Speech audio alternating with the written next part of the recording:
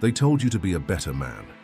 What they meant was be quieter, more agreeable, less reactive, more emotionally digestible. They didn't want your power. They wanted your compliance dressed as maturity. So you did what millions of men do. You adapted. You played it cool. You smiled when it hurt. You became fluent in emotional self-censorship, and now you don't even recognize the man in the mirror. Still breathing, still functioning, but not alive.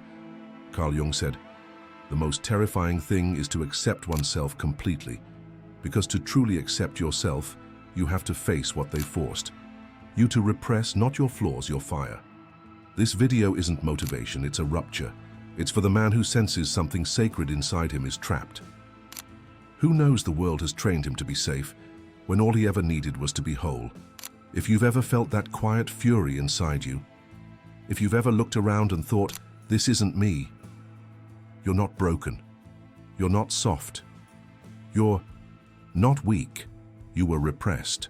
And what's buried isn't dead, it's waiting. Watch till the end. Then tell us below, what part of you are you done hiding? And if this hits truth in your gut, subscribe, not to a channel, to the return of who you were before obedience killed him.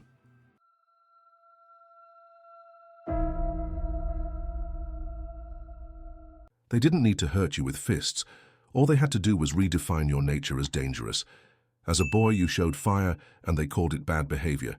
You showed pain, and they called it sensitivity. You got angry, and they looked at you with fear as if you were broken, unfit, unstable. But they never looked at what provoked that anger. They never considered that the child who lashes out is often the one forced to swallow truths too bitter for his age. You weren't weak. You were cornered. They made you too much because they were too little. Their nervous systems couldn't handle the full voltage of your being, so they pathologized it. You learned to compress your instincts just to avoid rejection. This wasn't maturity. It was emotional hostage negotiation. Every time you toned yourself down, you bought a bit of false peace, and in that trade, something precious decayed inside you.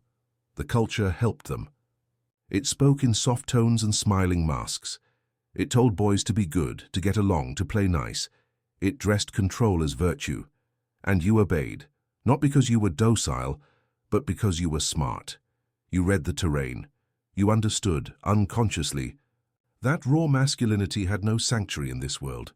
So you hid it, not because it was wrong, but because you were afraid of what would happen to you if they saw your truth.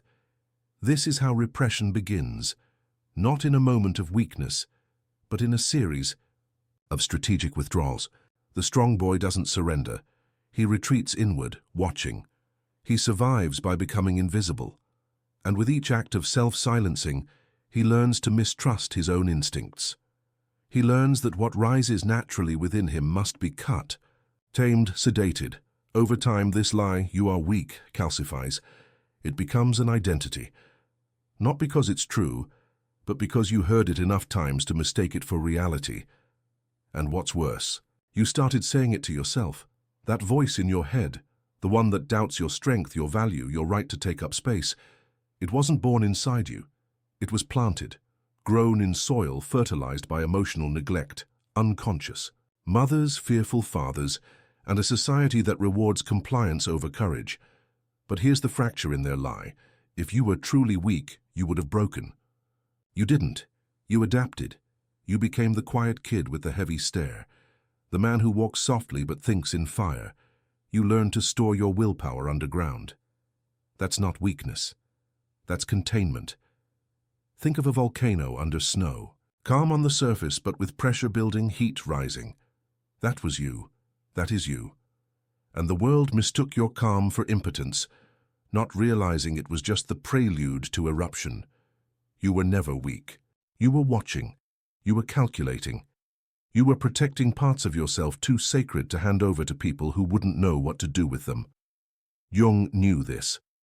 He said, "The most terrifying thing is to accept oneself completely." Why terrifying? Because to accept yourself is to reclaim all that you buried. Rage, pride, power, sexual fire, unfiltered voice. The things they told you were wrong were often just untamed. And what is untamed is not dangerous, it is uncorrupted.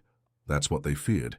They didn't want your weakness, they wanted your obedience, and they knew that to get it, they had to convince you that your strength was shameful, because a man who sees his strength as sacred becomes untouchable.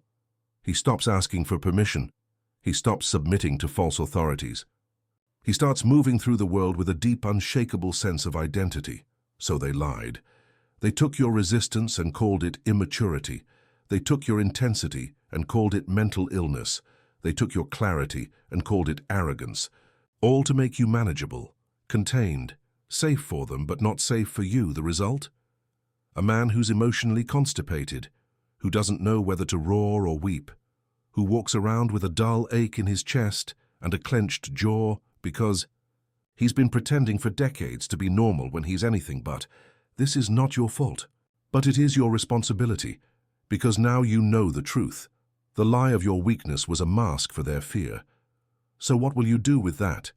You must reject the inheritance of repression, not by exploding, not by reacting like the very boy they accused you of being, but by remembering, by reclaiming, by walking back into yourself and lighting a torch in the caves where they buried your fire. You are not here to be palatable. You are not here to be understood by those who need you to stay small. You are here to become whole, even if that wholeness terrifies them. The time has come to stop apologizing for the pressure inside you. It is not weakness. It is not rage disorder. It is potential energy, the electricity of a man who's been waiting to return to his real form. They called it too much. Jung called it the shadow. But when you wield it, not blindly but consciously, it becomes your sword, your spine, your center, and the boy who once trembled in shame becomes the man no longer afraid of his own power.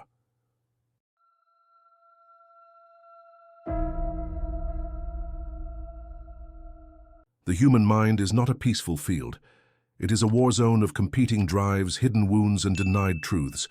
Carl Jung understood this better than anyone. He knew that the self is not a singular light, but a shifting tension between what we show and what we bury. That buried self, Jung called the shadow. Not because it is evil, but because it is unseen. The shadow is composed of everything you were told not to be, but are. It is the anger you swallowed to be accepted.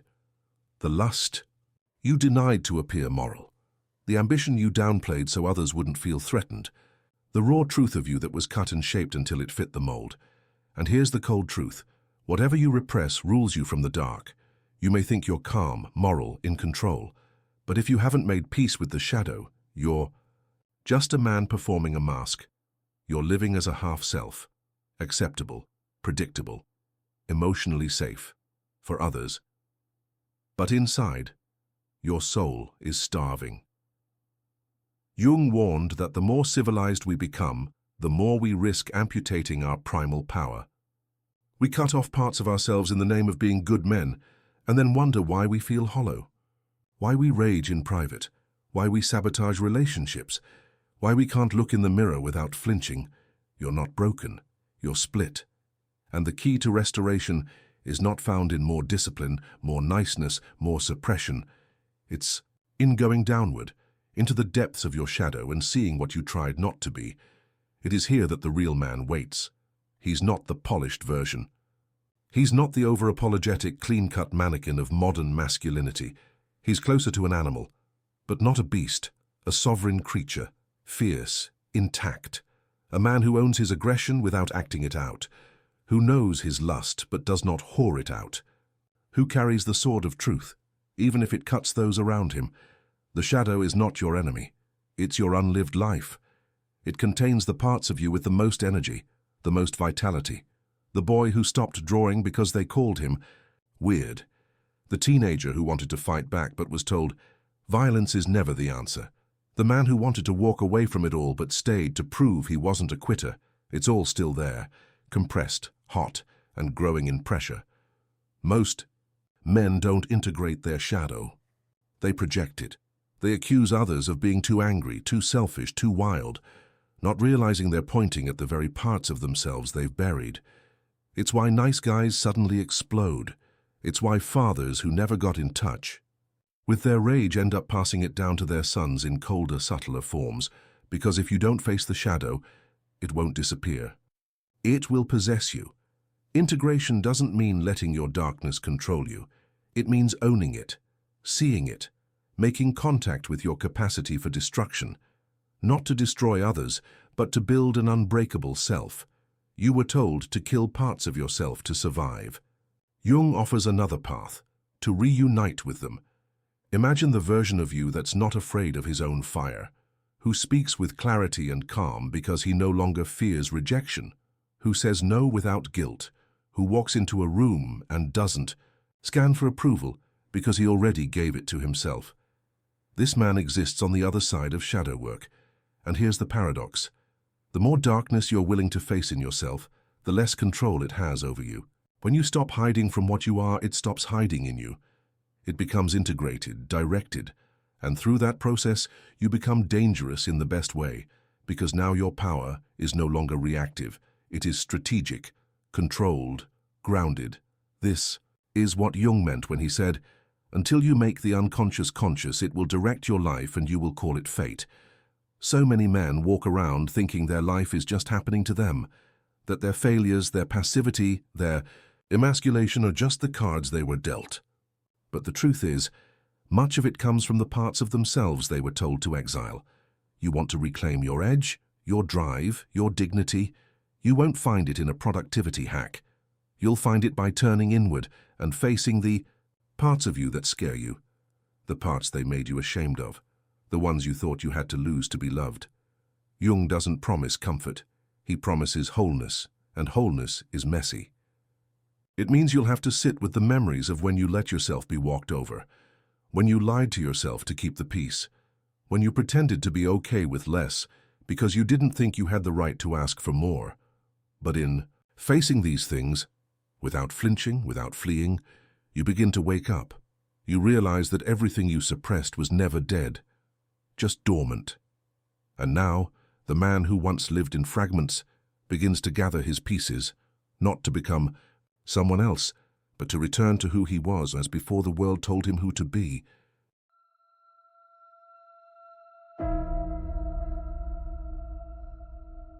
They don't cut your balls off in public anymore. They just condition you to apologize for having them. In the modern age, emasculation isn't surgical, it's psychological. It begins with praise for your silence. It continues with applause for your self-restraint. It ends when you've internalized the lie that being harmless is the same as being good. This is how control operates now, not with chains but with virtue narratives. Be nice, be soft, be endlessly understanding. Suppress your instincts, choke your fire, be agreeable when or be cast out. And here's the genius of it, they didn't need to fight you. They made you fight yourself. You were born with a deep elemental energy, the masculine principle. Assertive, penetrative, protective, relentless. But instead of training that force into purpose, society pathologized it. It was labeled toxic, dangerous, outdated, and in that framing they found a weapon sharper than any blade. Shame. Shame became the leash. Discomfort became the cage. And the boy who once screamed with wild eyes now whispers his needs like a beggar asking for bread. You don't make men moral by weakening them. You make them manipulable. A man disconnected from his aggression is easier to guilt, easier to manage, easier to milk, and he doesn't even see it because he thinks he's evolving. Modern emasculation wears a mask of progress. It sells you weakness as emotional intelligence, passivity as peacekeeping, repression as refinement. But look deeper, and you'll see that what they call virtue is often just control with better branding. Why is this happening?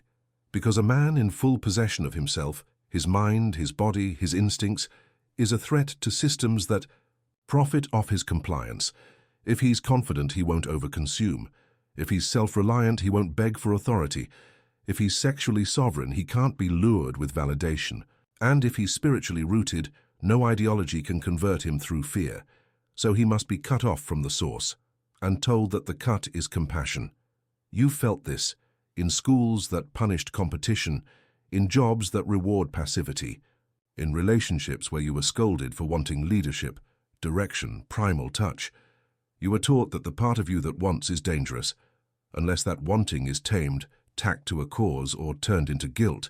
And so, the strong boy was told to become the safe man, harmless, predictable, emotionally neutered, trapped in an endless loop of self-analysis and hesitation. Jung warned of this. He said that modern man is plagued by spiritual anemia, a slow death by disconnection from his own instincts. Repression doesn't just hide your powers, it rottens it. What was once raw and sacred becomes twisted. What was once protective becomes passive-aggressive. What was once noble anger becomes chronic fatigue, emotional flatness, and secret self-loathing. And here's the most brutal twist. Emasculated men often defend their own repression. They attack the few who embody unashamed masculinity. They mock the man who speaks without hedging, who owns his wants, who walks without shame, because his presence exposes their compromise. And instead of confronting their surrender, they weaponize language, calling him arrogant, narcissistic, outdated. But deep down they remember what it felt like to be whole. This is not an accident. This is architecture. Repression has become a civic virtue because it makes men easier to predict, easier to manage, easier to discard. If a man doesn't believe in his own authority, he will always outsource it. To a woman, to a boss, to a government, to a belief system, it doesn't matter. The result is the same. He is no longer sovereign. And the worst part? He thinks this is what evolving means. But there is nothing evolved about a man who cannot draw boundaries, protect what is his or express desire without shame. That is not evolution. It is emotional sterilization. You don't heal by cutting off your instincts. You heal by reclaiming them, directing them, refining them, but never apologizing for them. A man's anger is not a flaw. It is the immune system of his integrity.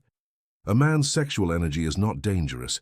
It is the engine of life when rooted in honor. A man's need to dominate, not people but his path, is not ego. It is order, forged in chaos. To be a man is to hold that fire, not let it burn others blindly, but to never let it die. You were not made to be safe. You were made to be clear, unshakable, calm like a predator, not passive like prey. Repression will sell you safety. But it comes at the price of your identity, and that price is too high. You can play nice, you can obey the new commandments of emotional softness, you can nod along as they praise your restraint, while your soul starves behind your eyes, or you can remember that before they told you who to be, you were already whole. That power was not a problem, but a responsibility. That being feared is not the same as being dangerous, and that your masculinity, in its untamed, unfiltered form, is not the enemy, it is the remedy.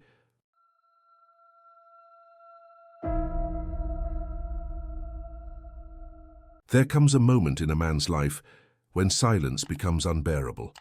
Not the outer silence, but the internal one. The silence of censored instincts, the silence of swallowed rage, the silence of a self that has been waiting in the dungeon. Too long. That moment is not a breakdown, it is a return, the return of the forbidden self. This self was never weak, never stupid, never monstrous, but it was labeled that way because it scared people, because it refused to comply, because it moved with force, spoke with clarity, and refused to bow to emotional guilt. So they taught you to disown it. They gave it names like immature, dangerous, selfish, and worst of all, toxic. And like a loyal prisoner, you obeyed. You buried your teeth. You hid your hunger. You smiled when you wanted to roar. But here's the truth Jung never stopped pointing toward. What you suppress becomes shadow, and the shadow grows teeth. Rage is not the enemy. It is a map. It points to what's been violated. It surfaces when your boundaries have been crossed, your truth dismissed, your soul compromised. It is not chaos, and it is intelligence. But when rage is denied, it ferments. It doesn't disappear. It waits. And when it finally surfaces, after years of being muted and moralized, it does not come politely. It comes as eruption. This eruption is sacred, not because it's pleasant, but because it proves you're still alive. The forbidden self carries rage, yes, but it also carries will, the will to define, the will to resist, the will to dominate your path instead of being a passenger in someone else's story. And this will, when rejected, becomes depression, emotional deadness. The slow grind of a man who no longer believes his desire has a place in the world. Most men today are not exhausted because they're doing too much. They're exhausted because they are suppressing too much, holding back their voice, their edge, their hunger. Every day is an act of emotional tightening. No wonder they can't sleep. No wonder they fantasize about escape, about war, about vanishing. They don't want death. They want awakening. They want release. This release is not found in fantasy. It is found in integration. To integrate the dark self is not to let it control you. It is to befriend it, to study it, to understand its symbols. You realize this part of you is not evil. It is undigested power. The child who wasn't protected becomes the man who must protect himself, fiercely. The teenager who was humiliated becomes the man who walks into rooms with silent dominance. The man who was told to settle becomes the man who carves his own table from stone and fire. Jung's vision of wholeness was brutal. He didn't ask men to become better. He asked them to become real. Real means complicated. Real means contradictory. Real means you can carry love and violence in the same chest and choose which to use with sovereign intent. That's the difference. A repressed man is controlled by his darkness. An integrated man commands it, and that changes everything. Because now when rage rises, you don't panic. You listen, you trace it, you find the lie, the boundary, the betrayal that called it forth, and then you act, with calm, with precision, with power. You are no longer a slave to politeness. You are a disciple of truth, and truth, when backed by fire, becomes command. But integration does not happen by reading. It happens by confrontation. You must go down into your memory, into the shame-laced rooms where you silenced yourself, where you let them mock you, cut you, emasculate you, and you must reclaim the version of you that wanted to fight back but didn't. He's still there. Fists clenched, jaw tight, waiting for you to return, not to scold him, but to redeem him.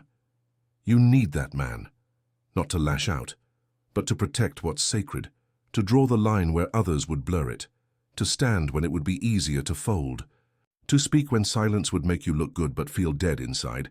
This is dark integration, the fusion of soul and steel, the end of compartmentalization, the birth of a man who no longer fears himself, and therefore no longer fears anyone.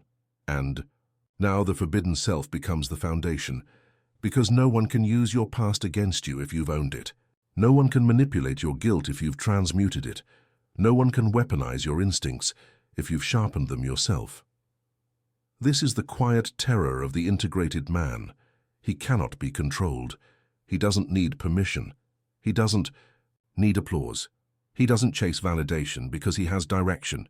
He's not trying to be nice, he's trying to be whole, and that wholeness is what the world truly fears, because it's not chaotic, it's not erratic, it's immovable. This is what lives on the other side of rage, shame, and denial. Not madness, but mastery.